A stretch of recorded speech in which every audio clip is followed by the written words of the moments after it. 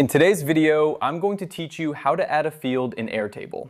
If you're new to Airtable or just need a quick refresher on how to expand your database by adding fields, stick around and we'll go through this simple process together. First things first, you'll want to navigate to the specific Airtable base where you plan to add your new field. If you're not already familiar with what a base is, think of it as a single database or workspace where you organize all your related information. Make sure you're logged into your Airtable account and select the base you want from your dashboard. Once you're inside your chosen base, the next step is to scroll all the way to the last column of your table. This might sound a bit obvious, but it's an important step, as the new field will be added here.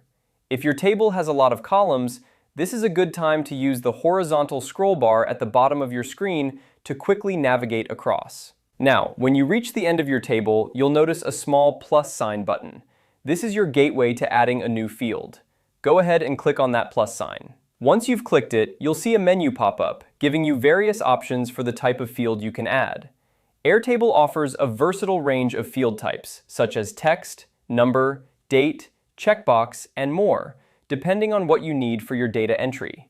It's a good idea to think about what kind of data you will be inputting before you make your selection. For example, if you need to track due dates, choose the date field. If you're adding numerical data, the number field might be most appropriate. After selecting the field type, you'll be prompted to give your new field a name.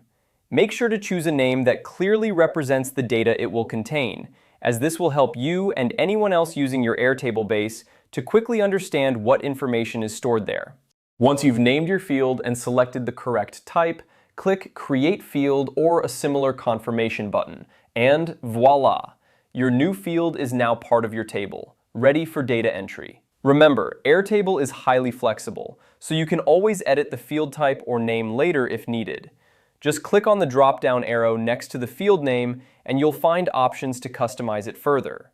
And there you have it. Adding a field in Airtable is as easy as scrolling, clicking, and typing.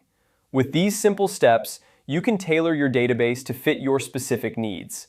Thanks for watching and happy organizing.